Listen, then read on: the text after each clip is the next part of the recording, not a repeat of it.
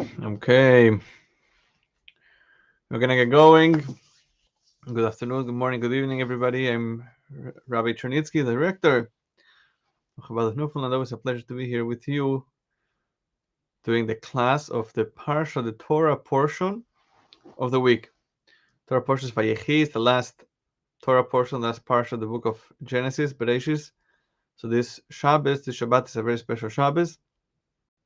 It was known as Shabbos Chazak when we finish a book of one of the 5 books of Moses. And at the end of the 7th Aliyah, the 7th reading, everybody in Shul says, Chazak, Chazak, V'nis Chazek. Be strong, we should become stronger. We should become stronger in our study of Torah. At any rate, so we're going to start with today's class, which should be fascinating. We have here the screen share where I am talking to you. I don't see the shared screen, so I hope you could see it.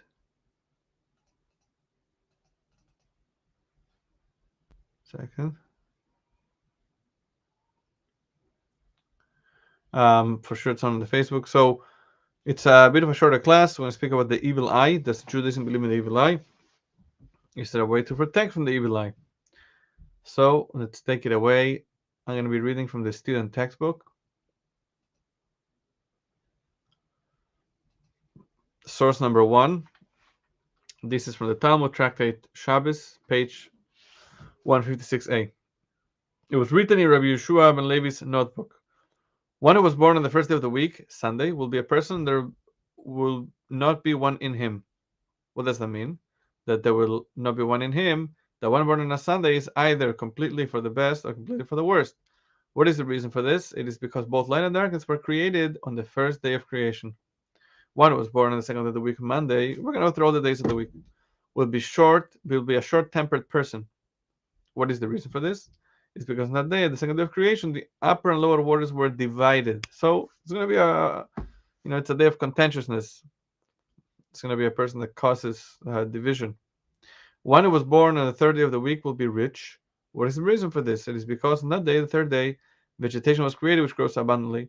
One who was born on the fourth day of the week will be a wise and enlightened person. What is the reason for this? It is because the heavenly lights were hung in the heavens on that day, and wisdom is likened to light. One who was born on the fifth day of the week will be a person who performs acts of kindness. What is the reason for this? It is because on that day the fish and fowl were created, and they do not receive their sustenance by performing work for people. They're sustained by the kindness of God alone. One who was born on the sixth day of the week will be a seeker. Rabbi Nachman bar Yitzchak said that this means that he will be one who seeks out mitzvot, mitzvahs, commandments, as most of the activity on Friday, most preparation for Shabbat. One who was born on Shabbat will be called a person of great sanctity because he was born on the sacred day of Shabbat. So we just went through all the days of the week. What does it mean if you're born on each one? But as we know, though this is not part of this class, a Jew, a person is not bound by any of these things. A person could always overcome the mazal, his fortune, his the constellation in which he was born, and also this aspect that we just mentioned, that each day is really auspicious for something else. Doesn't mean that the person is destined and will have to act away, because we know that at the end of the day we do have free will. Good topic for another class.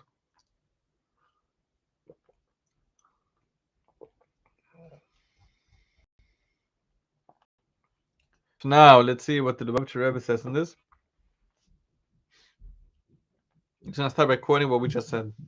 There's a discussion in the Talmud at the conclusion of Tractate Shabbat in which it is explained that every day of the week has within it a special connection to the behavior of a person born on that day. Regarding Thursday, it states, one who was born on the fifth day of the week will be a person who performs acts of kindness. What is the reason for this? It is because on that day the fish and fowl were created. And Rashi, one of the foremost commentators, explains the connection because fish and fowl do not have to work for their food but are supplied by God's kindness.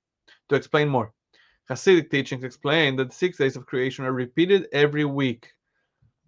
It wasn't a one-time thing, but every Sunday, all the things that happened the first Sunday of creation happen again in a spiritual sense, and so on. This is the reason what we say in our daily prayers, Hayom Yom Rishon B'Shabbos, right? We say it every day in the morning prayers. We say a different song of the day for each day of the week. And for Sunday, we say today is the first day of the week, even though from the creation of the world until today there have passed thousands and myriads of days. This is because they are the days of a weekly cycle, which are repeated again.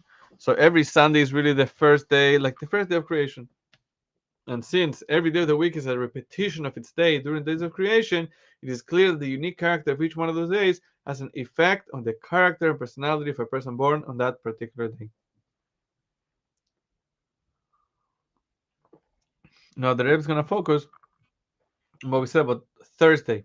Somebody is born on the fifth day of the week, starting from Sunday. God's kindness. Because God's kindness is emphasized on Thursday, when fish and fowl who live by God's kindness were created, a person born on that day will be one who performs acts of kindness and good deeds. In other words, even without this statement, every Jew is obligated to do acts of kindness. Our sages taught regarding the commandment to cleave to God that just as God does acts of kindness, you do acts of kindness. Furthermore, acts of kindness are considered one of the fundamental traits of the Jewish people. They are compassionate, bashful, and do acts of kindness. Yet, in addition, there is a special emphasis regarding someone born on a Thursday. He will personify kindness. Yeah? So, to increase in good deeds, what is the lesson on a practical level? What can we all learn from this?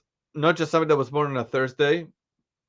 And even if you're born on a Thursday, what does that add to the trait that we all have to be kind to begin with? A person should increase in his individual performance of acts of kindness, both in the literal sense and also in the spiritual sense, through influencing others and spreading Torah and mitzvah observance. And this all in a manner that supersedes all limitations, similar to the kindness displayed in the fifth day of creation, the kindness of God Himself. Yeah, so influence others, encourage others to keep Torah mitzvahs, and in a way that supersedes all limitations. Just like that kindness, the kindness of God Himself was unlimited. Fine. So let's go to the evil eye.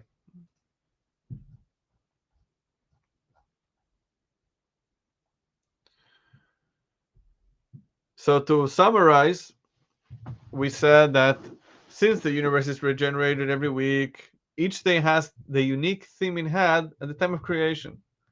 Consequently, so we're supposed to act upon the theme of each day of the week.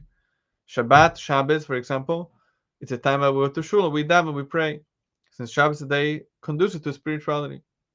In other words, every day we pray, but Shabbat, the prayers are longer. Wednesday, it's the day to focus on the studying of Torah, so a day of knowledge. Tuesday is a good time to intensify business activities because it's more auspicious for financial success. Monday, of course, try to avoid any fights. So now let's move on to the evil eye. So source number 2, this is Genesis 49:22 from our week's parsha. Joseph is a fruitful son, like a fruitful vine by the fountain, with branches running over the wall. On which Rashi comments, the rabbis interpreted it to mean that no evil eye should influence his descendants. So now the same talk of the Rebbe ties back into this. A further point.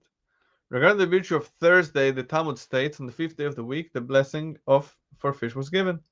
The blessing to be fruitful, multiply, and fill the waters. Although the blessing to be fruitful and multiply was also given to a human being on the sixth day, and that blessing is loftier than the blessing of the fish, as the Talmud there indeed states. Nevertheless, in one respect, fish do have an advantage. Our sages in the verse, let them multiply like fish in the midst of the earth, state, fish in the sea are covered by water, and the evil eye has no power over them. Thus, the blessing given to fish has a unique feature. As our sages have said, a blessing is only found in something upon which the evil eye has no dominion, something covered from view. That's something that only fish have. And Joseph and his descendants shared in that with the fish, as we're about to see now in the next source.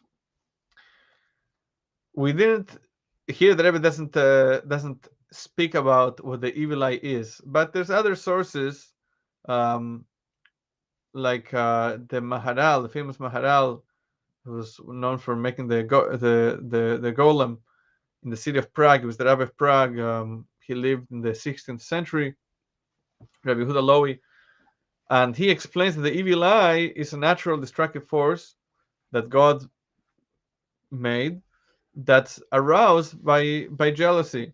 And when we cause other people to be jealous of us, God, so to speak, checks up our file and says, well, maybe do you really deserve this particular thing? And maybe taken away. We find that when Jacob sent his sons to buy food from Egypt before they knew that Joseph was the viceroy, he asked them not to go all at the same gate. They should go in by different gates. Why? Because it says they were all beautiful and strong, etc. And he didn't want that the evil eye should influence them. It shouldn't arouse the jealousy of anybody. And there's different traditions that we do, like by a wedding. There's the breaking of the glass, the chuppah. One explanation is to ward off the evil eye. When we read the Torah, we do not call up two close relatives one after the other. And there's others. Okay, so let's continue with source number 3. This is Talmud Tractate Brachis, page 28. The sages asked Rabbi Yochanan, Master, do you not fear the evil eye? He answered, I am a descendant of Joseph, over whom the evil eye has no dominion. As it is written, Joseph is a fruitful son, like a fruitful vine by the fountain, with branches running over the wall. Alei ayin. So ayin could mean the spring, could also mean the eye. Rabbi Abahu said a homiletic interpretation, do not read it alei ayin, rather oilei ayin, above the eye. They transcend the influence of the evil eye. Rabbi Yosef and Rabbi Hanina cited the proof from Jacob's blessing of Joseph's sons, Ephraim and Manasseh, the angel who redeems me from all evil shall bless the young, and in them may my name be recalled, and the name of my fathers Abraham and Isaac, and may they multiply, Vayidgu, in the original, in the midst of the earth. Genesis 48:16. So now Vayidgu can mean multiply, and it can also mean like fish. Dag means fish. So just as the fish in the sea, water covers them, and the evil eye has no dominion over them, so too the seed, the offspring of Joseph, the evil eye has no dominion over them. So we spoke about the concept of the evil eye. We spoke about how Joseph, Yosef, and his descendants are not affected by the evil eye. And also, the Talmud in Pesachim, Tract of Pesachim, tells us that in general, a person who doesn't himself care about the evil eye has no control over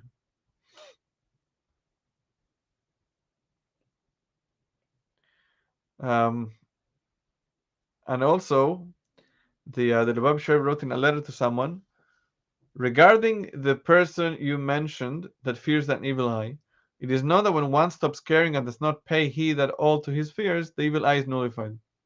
So in conclusion, the Rebbe said that the blessing to fish, to fruitful multiply, which was given the 5th day, has an advantage, is greater than the blessing to be fruitful and multiply, which was given to the human being, because the blessing of the fish is not subject to the evil eye. So now we're gonna go back to the Lubavitcher Rebbe's talk, and there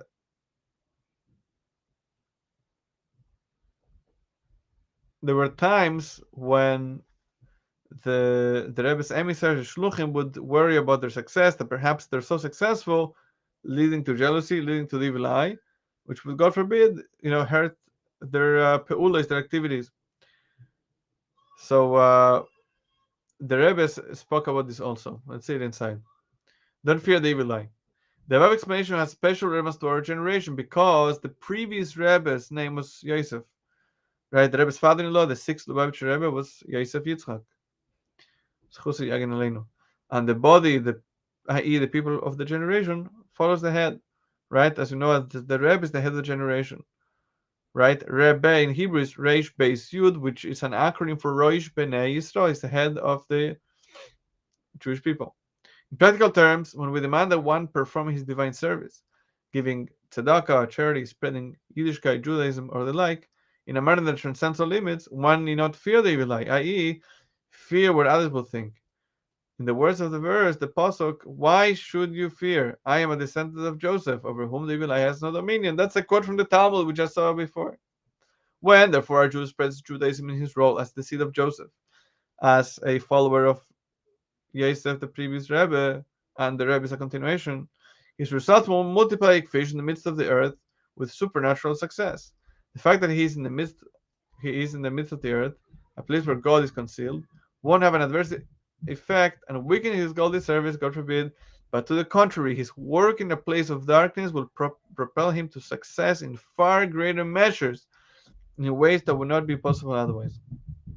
So Sage said it would be like the power of light which emerges from within darkness. In the words of the Torah, as they oppressed them, so they proliferated and spread.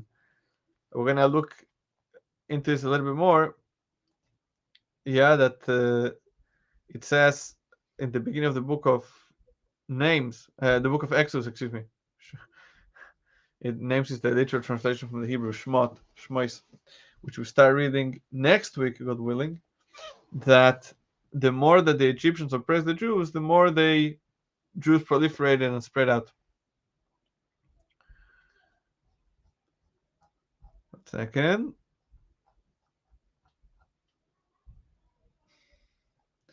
Okay, so now we're going to finish with this. That the tribe of Levi didn't suffer under the Egyptian slavery as the other tribes did.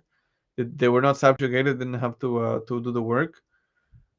As we see, Rashi points this out that Moses and Aaron were able to go in and out into Pharaoh's chambers without trouble. Therefore, so at the same time, even though they were exempt, didn't go through the suffering.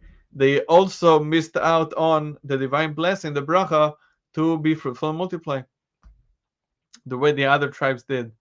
The Rebbe learns from here that the difficulties that the previous Rebbe and Chabad underwent in Soviet Russia, tremendous suffering. Many Hasidim were killed, tortured, exiled. The Rebbe himself was tortured and imprisoned, sentenced to death actually. Through a lot of international pressure, the sentence was overturned. Of course, he didn't do anything wrong, God forbid. But for Russian communist standards, he was a big criminal for spreading Judaism. So the Lubavitch Rebbe said that because of all the difficulties that Chabad went through in Russia, that's what's bringing out tremendous success to Chabad. So let's read it inside.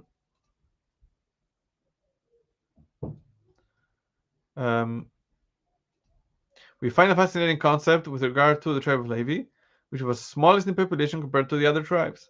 It seems very passing at first glance. The tribe of Levi was chosen to stand before God to serve him, and God says about them, I'm your portion, your inheritance. God is my allotted portion, my share.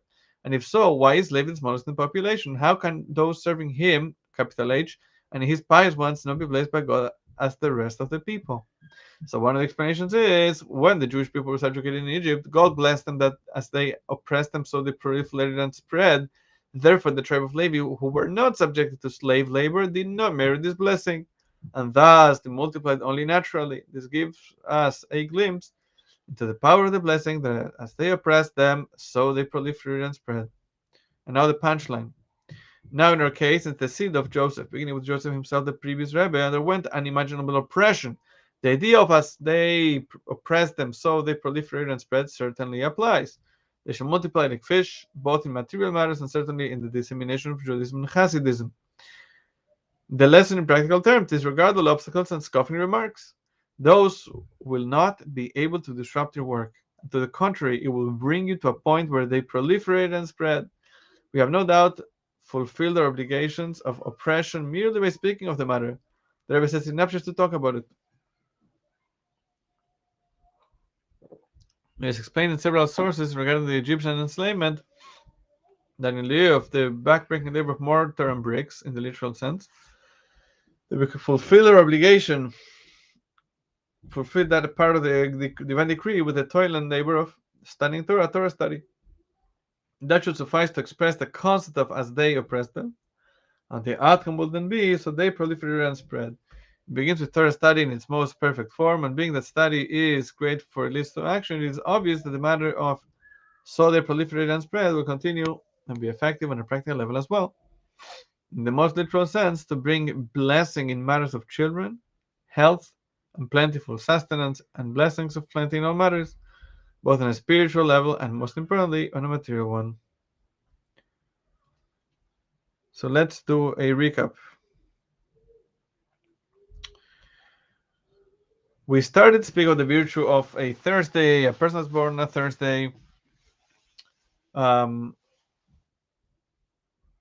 We said that the first week of creation sets the tone for every week going forward, right? Every Sunday is influenced by the first Sunday of the first week of creation, every Monday, and so on.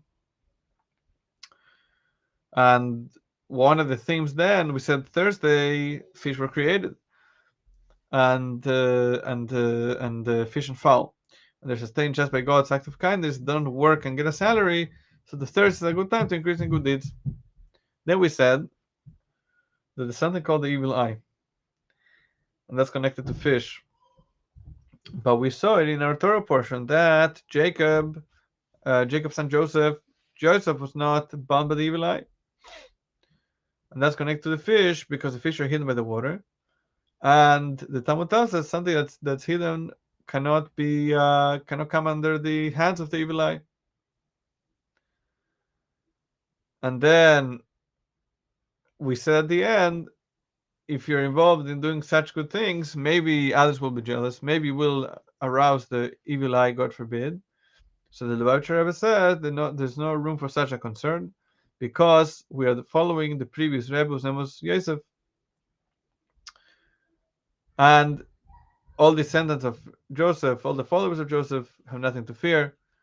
And further, the Rebbe said at the end that the oppression, the challenges, that's what brings the greatest blessings. Just like the Jews in Egypt, the more that the Egyptians oppressed them, the more they were successful, the more they increased. So too should be for us, so too should be for Chabad in Newfoundland, so too should be for Chabad everywhere in the world, to be extremely successful in every sense of the word, spiritually, materially. L'chaim. Rabbi Chernitzky, the rector of Chabad of Newfoundland, it's been a real pleasure. If you have a comment, questions, concerns, please leave us a comment or send me an email, rabbi@newfoundland@gmail.com. And stay tuned because Sunday is our year-end campaign fundraiser. It's a matching campaign. Every dollar will be matched thanks to generous friends and the donors. So it's this coming Sunday, December the 19th, starting at noon through Monday at midnight, Newfoundland time. Please give generously. All donations are tax deductible in Canada. Have a wonderful